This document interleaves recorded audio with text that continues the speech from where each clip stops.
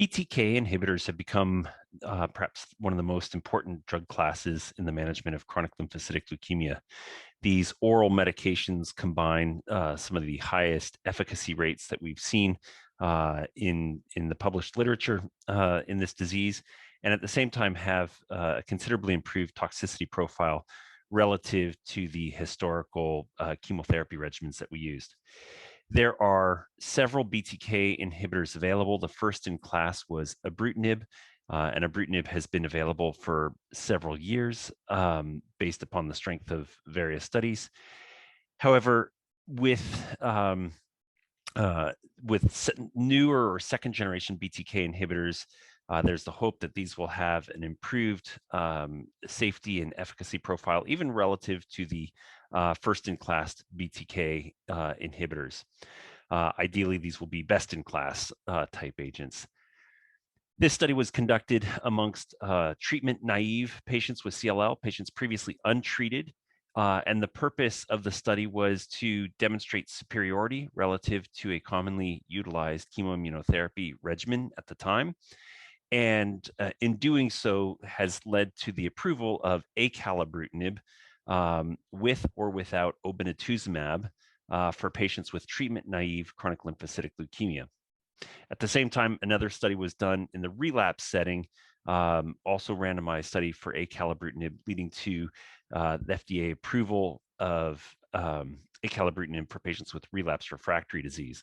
So the two studies in combination lead to a broad indication for patients with chronic lymphocytic leukemia to use acalabrutinib.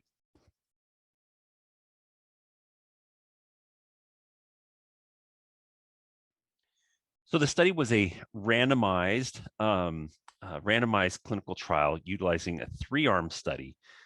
The reference regimen was obinutuzumab chlorambucil, based upon a prior German CLL study, CLL 11, that led to the approval of obinutuzumab chlorambucil.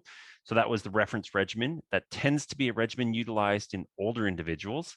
So this study was for those patients 65 and older, or younger than 65, provided they had pre-specified medical comorbidities that allowed them to enroll. The patients were randomized to one of 3 arms, and those included obinutuzumab chlorambucil in one arm, acalabrutinib monotherapy in another arm, and acalabrutinib in combination with obinutuzumab in a third arm.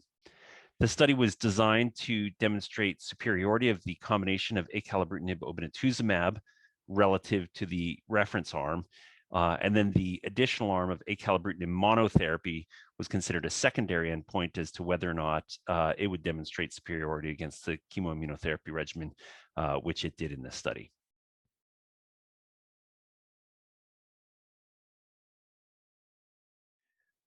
So what the study showed was that both acalabrutinib containing arms of the study significantly outperformed the reference regimen of obinutuzumab chlorambucil. The hazard ratio for the combination of acalabrutinib obinutuzumab was 0.1 with a highly statistically significant p-value. What we demonstrated and reported at ASCO this year was that the rates of 4-year progression-free survival clearly outperformed the reference regimen.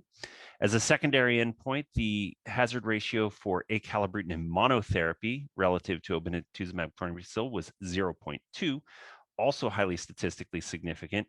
So demonstrating that acalabrutinib treatment arms are superior to chemoimmunotherapy in this population, and that you would have, as the treating physician, the freedom to determine whether or not to add obinutuzumab.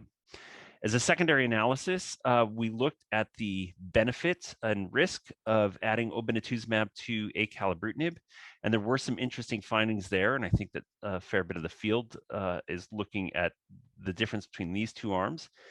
We saw that the addition of obinutuzumab to acalabrutinib resulted in an improved progression-free survival that was also statistically significant versus acalabrutinib monotherapy.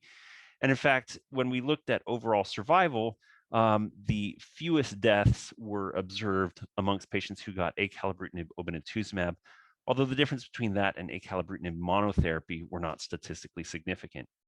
With the addition of obinutuzumab, there was some additional toxicity, primarily neutropenia and infusion-related reactions, but these were considered characteristic of the agent, and no new safety signals were identified.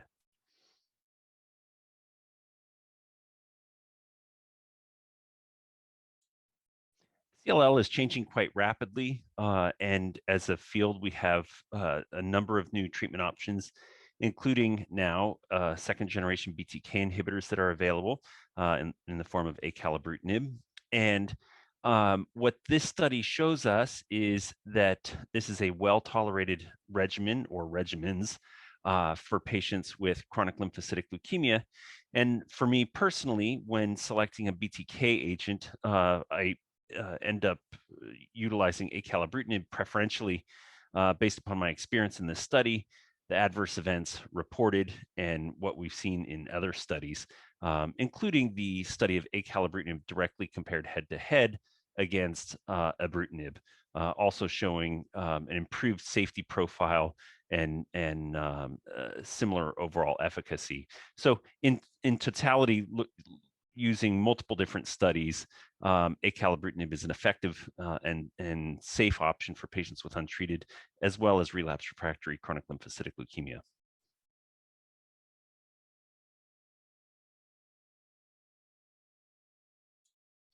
Well, we will continue to follow these results with time. There's definitely interest in seeing the difference between the acalabrutinib monotherapy and acalabrutinib obinutuzumab, and we'll continue to monitor that moving forward to see what additional differences emerge.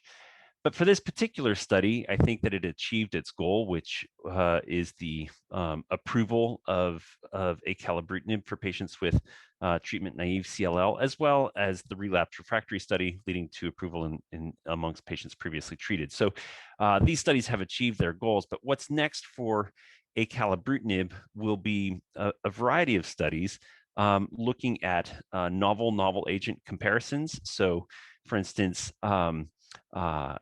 comparing it with venetoclax-based regimens, trying to figure out what might be the best partner for venetoclax. Is it a BTK agent or anti-CD20? We're going to see additional combinations of acalabrutinib venetoclax against chemoimmunotherapy with younger, more fit populations.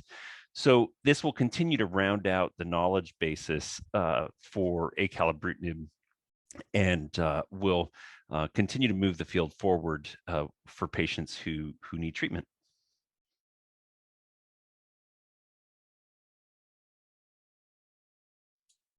You know, this summer Congress season has revealed a number of important studies for patients with CLL, a number of studies particularly important to BTK agents. We've now seen several studies in which second-generation BTK inhibitors are compared directly to ibrutinib, demonstrating that they have similar or possibly improved efficacy with an improved safety profile relative to the first-generation BTK inhibitors. So I think that practicing physicians need to gain some familiarity with these second-generation BTK inhibitors, and it will be exciting to see how future studies read out.